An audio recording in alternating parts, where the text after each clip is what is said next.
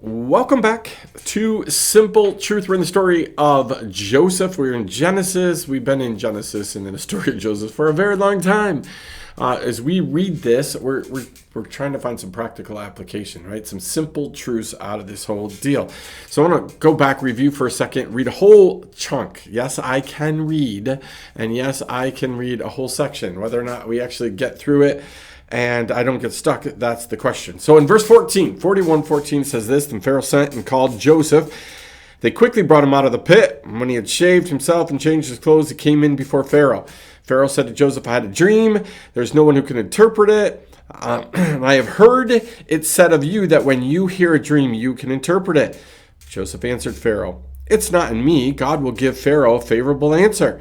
Then Pharaoh said to Joseph, Behold, in my dream I was standing on the banks of the Nile. 7 cows, plump and attractive, came out of the Nile and fed in the reed grass. 7 other cows came up after them, poor, very ugly and thin, such as I had never seen in all the land of Egypt. And the thin, ugly cows ate up the first 7 plump cows. But when they had eaten them, no one would have known that they'd eaten them, for they were still as ugly as at the beginning. Then I awoke, and I also saw in my dream 7 ears growing on one stalk, full and good, 7 ears withered, thin, and blighted by the east wind, sprouted after them. And the thin ears swallowed up the 7 good ears, and I told it to the magicians, but there is no one who can explain it to me. Then Joseph said to Pharaoh, The dreams of Pharaoh are one. God has revealed to Pharaoh what he is about to do.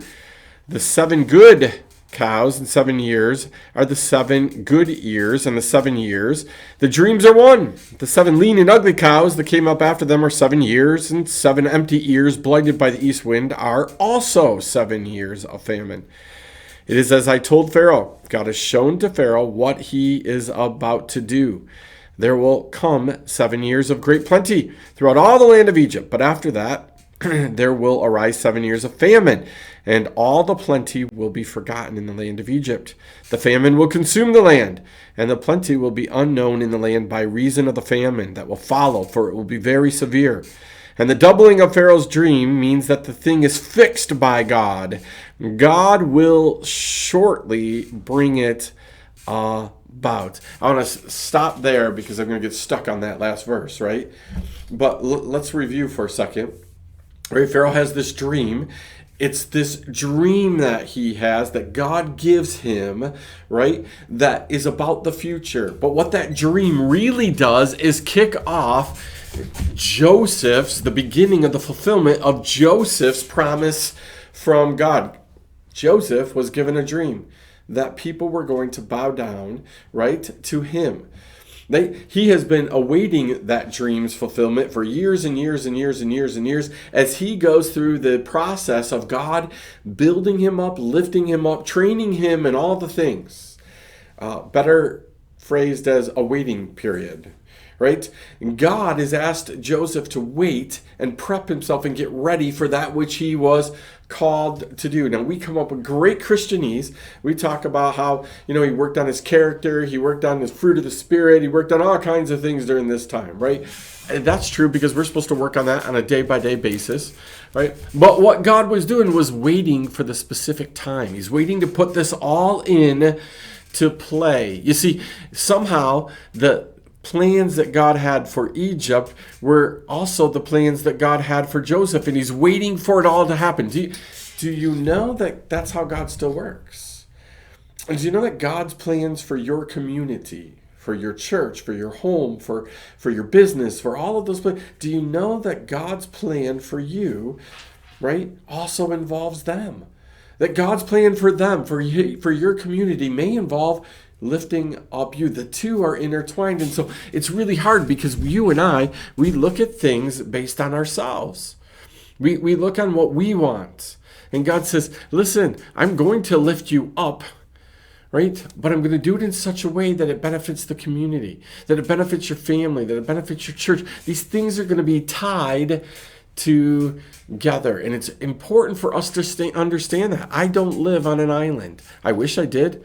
I wish I lived on an island with a castle, right? And it was just me, my island, and my castle, and the few people that I would like to have come and visit, right? And I would like one of my horses to be there on my little island with me.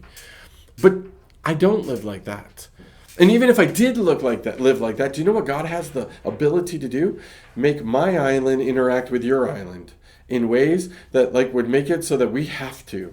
All of a sudden, one day, you and I wake up and our islands are right next to each other and they're touching. God has the ability to do that stuff, right? And so, again, our lives are intertwined. What we're doing is intertwined. And God says, listen, I'm going to lift you up, Joseph, but at the same time, I'm going to take care of people, right? I'm going to make sure that the whole world is provided for out of you. Right? That's an amazing thing. But look at the last verse there that I ended on, right? And it said, and the doubling of Pharaoh's dream means that the thing is fixed by God, and God will shortly bring it about, right? You know, sometimes we get dreams. Sometimes God affirms twice the same thing to us. Sometimes we get affirmation from 2 people or 3 people, right? And what God wants us to understand is those are things that are fixed. Those are things that God has said, this is going to happen. Quit worrying about it, right? Frequently, I'm reminded by God, like, Amy, this is a done deal. Like you need to move on because this thing is done. It's going to happen, but it's going to happen in my time. Right? So again, my problem is I'm waiting for that to happen so that all these other things can happen and all the blah, blah, blah. And God says, no, this is going to happen. You need to act as if it's going to happen. Right? So this is what Joseph is saying to Pharaoh. Right? A simple truth. Are you acting as if the things that God has told you are going to happen, that they're fixed? Like this is what's going to happen. When we look at the book of Revelation, right? Those are fixed things. Those are going to happen. Those are the things that God is going like, maybe I'll do it, maybe I won't do it. I'm still trying to make up my mind on this whole thing. There are things that God says, this is the way it's going to be, right? And are we acting as if this is a done deal? Like this is truth. This is what's going to happen. This is what, again, Joseph, he's asking Pharaoh to believe in this. A God he doesn't know, a God that he doesn't respect, a God that he doesn't respond to, right? He's asking him, this Pharaoh, the leader of the biggest empire in the world at this time, he's asking him to act as if this is truth. Will you believe in this, Pharaoh? Right? And why does he do this? Because Daniel can interpret the dream. Because Daniel knows what's going on, right?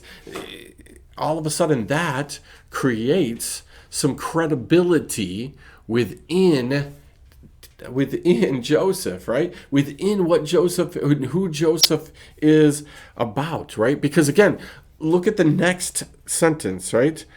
It says there, now, therefore, let Pharaoh select a discerning and wise man and set him over the land of Egypt. Let Pharaoh proceed to appoint overseers over the land and take 1/5 of the produce of the land of Egypt during the 7 plentiful years. Let them gather all the food of these good years that are coming and store up grain under the authority of Pharaoh for the food in the cities, and let them keep it.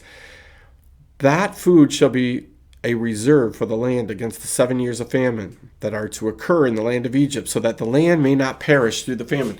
You understand that Joseph's forecasting here, based on his interpretation that God has given him, he's forecasting there's going to be 7 good, really, really good years. But after those 7 good years are going to come 7 bad years. Again, understand that we have to have faith in what God tells us, faith in the message of God, faith in what it is that God is about.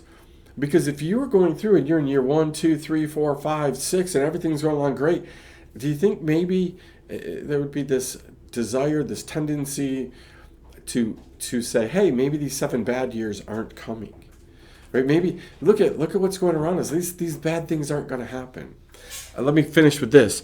I think sometimes, we look at the Bible and we read what God has and what God says, and we just get lulled into the sense of security that, hey, we know the 7 bad years are coming, but we're in the middle of the 7 good years, and we're just going to, this is how it's going to be always. This is how it's going to be.